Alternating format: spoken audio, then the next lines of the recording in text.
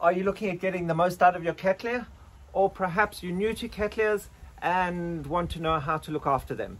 We'll go through a basic culture sheet here on how to look after them and what environment they're going to do the best in and flower the most. A few of the requirements: the light, the water, the humidity, the temperature and the feeding, and we'll go through those step by step just to make it easy so you can make sure yours also are as exquisite as this. So if you want big blooming Cattleyas, let's get straight to it. Welcome to the Nature Company, and if this is the kind of information you're interested in, please hit that subscribe button if you haven't already, and that notification bell to be notified of all our upcoming videos so you don't miss out on a thing. Cattleyas require 50 to 70% sun. So here we have it right on the edge, so it does get a lot of light. If you're looking at putting them under shade, we're looking at giving them between 35 and 40% shade cloth to get a good average. Indoors, put them near a window, preferably in the southern hemisphere. We're looking at a north facing window, in the northern hemisphere south facing window, but then we need to make sure that we have a net curtain in front of them to give them just that little bit of extra shade. The full sun is going to burn the leaves. So otherwise we can put them into a east window for the sunrise and get a little bit of that morning sun onto them, or into a west window for the sunset, but ensuring that the sunset timing, your sun blaring through the window is not going to be too strong. And also take into regard that in a window the glass can magnify the sun, so just make sure by testing out anything other than your prize plants.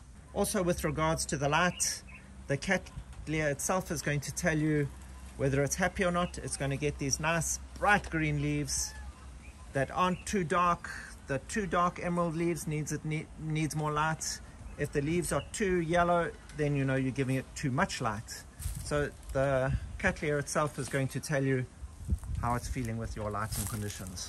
With the temperature requirements, they're a little bit more forgiving. They'll take temperatures ranging from about 10 to 12 degrees Celsius, which is approximately 50 odd degrees Fahrenheit. That's the winter nighttime temperatures, and they'll take all the way up to around 35 degrees Celsius, which you're looking at about 95 degrees Fahrenheit.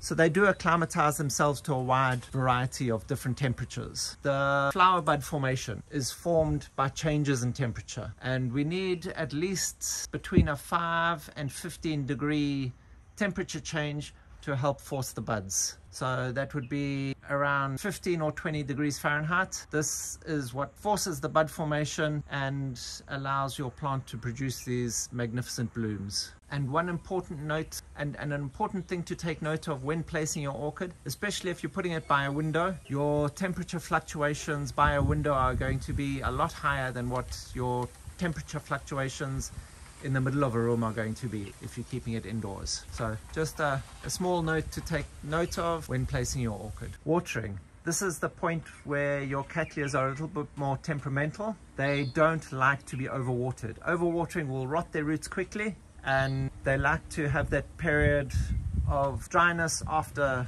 a watering. So depending on the media that you've used and the size of your plant, you're going to be watering approximately once a week, but just to the point where your media is dry but still has a little bit of moisture in it, and then it will be time to re-water. And also when watering, Cattleyas don't like hard water or any water that's got excess salts in it. The salt buildup will burn the roots, and once you've burnt your roots, you're going to have to wait again for the new roots to set, which only come off the new growths. So it can take a long time for your plant to rehabilitate itself once you've burnt the roots. So you're looking for soft water or rainwater to water your plant with, but not water that's been softened with salts. Important. If you do have relatively hard water, then rather run the water through for a long time to try and flush out the salts as it's coming through. But otherwise, go for rainwater or boil your water. That way you can remove some of the temporary calcium and magnesium. Let the water then to settle and cool, and then use the water off the top. Small Cattleyas will tend to be watered more frequently, as the small pots will dry out a lot faster. The larger Cattleyas have a larger area and invariably need to be watered less frequently. They also have larger pseudobulbs that hold more water. The fine roots in the small Cattleyas will dry out a lot quicker. So watering 4 to 5 days, and the large Cattleyas once a week or once every 10 days. So now that you've got a good idea on your watering, let's move on to the humidity. Being orchids that come from South America in the forests, generally they like relatively high humidity. So from between 50 and 80%. They generally prefer the 80%, but will slowly acclimatize to lower humidity levels. Also be careful with the humidity. If you've got high humidity in a cool room, fungus can set in relatively easily. So that's just something to watch out for. If you're battling with humidity in a dry room, then you can use humidity trays.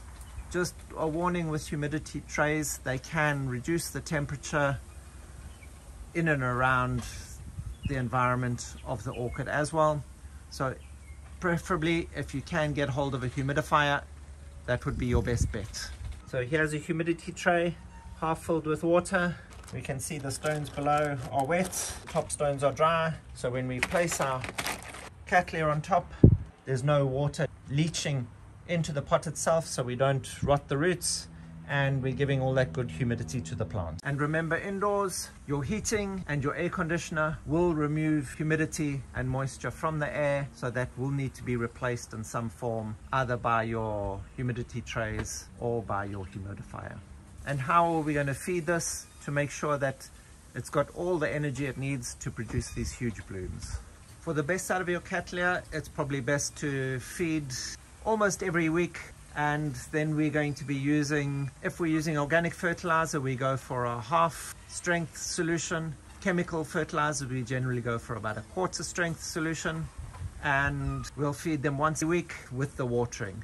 We can either foliar feed, or we can pour in the water through the roots and feed through the pot. When feeding, remember, you are going to get salt buildups in your media, especially when you're pouring the food straight directly into the pots around the roots. This means you're going to have to flush your orchids. And with Cattleyas, I'd flush them at least once a month. So that's, by flushing, that's just basically pouring your water through the pot until we've got a good flow of the water coming through the base, drawing out all those excess salts that may be lying in the media and around the roots, so that the salt buildups don't burn the roots.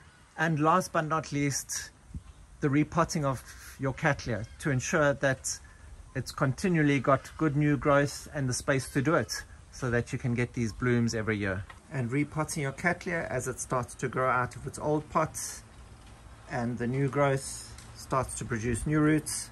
This is a good time to repot it into a bigger size pot that will allow for at least 2 or 3 years growth. This is generally done after flowering or in the beginning of spring, just as the new sprouts are pushing out. And this is when all the new root formation is done, and that way you'll get your plant to settle in quickly.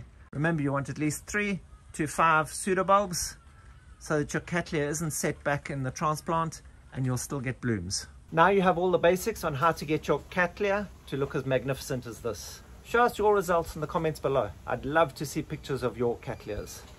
If you have found any information in this video helpful, please hit that like button, subscribe down below, and hit that notification bell, bing bong, to be notified of all our upcoming videos so you don't miss out on a thing. Help us grow as we help your plants grow.